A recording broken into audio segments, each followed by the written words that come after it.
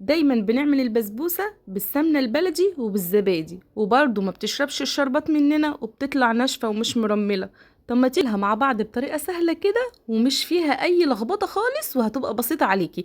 كيس بسبوسة اللي هي الجاهزة، اي نوع انت تفضليه، كوباية من الحليب، وكمان نص كوباية من الزبدة على النار عشان يطفوا كده والزبدة كده تتغلغل مع اللبن.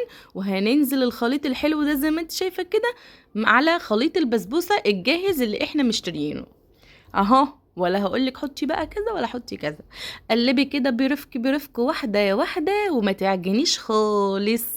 تمام. الصينية بتاعتك مدهونة سمنة او طحينة، بس انا افضل الطحينة لان بتدي طعم حلو قوي للقعر بتاع البسبوسة بيني وبينك بصراحة، وكمان ما بتلزقش. ماشي للناس يعني اللي ايه بيحبوا التفاصيل. الفرن بتاعتنا طبعا شغالة على درجة حرارة 180.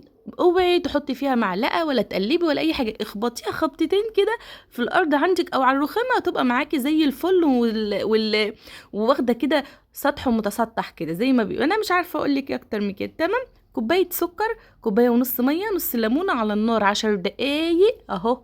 غلت هقفل عليها بعد ال10 دقايق. خلاص كده.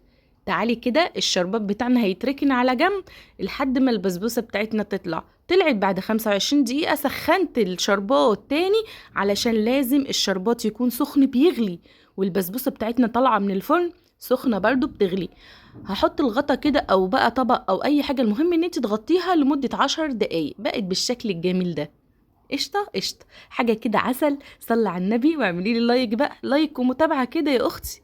حاجة بقى وهوريكي بقى دلوقتي انا بعمل لوحة فنية. شايفة عملت لكم خريطة وردة اهي. ايه رأيكم؟ عسل. والله كانت اجمل بسبوسة اكلتها في حياتي يا جماعة. لما بكون مخنوقة ومتضايقة لازم اخش اعمل حاجة حلوة اكلها. امال يعني اكبت على نفسي يعني؟ انا كنت تعبانة والدكتورة قالت لي رفقا بنفسك. انا بقى هرفقا بنفسي وهعمل اللي انا عايزاه.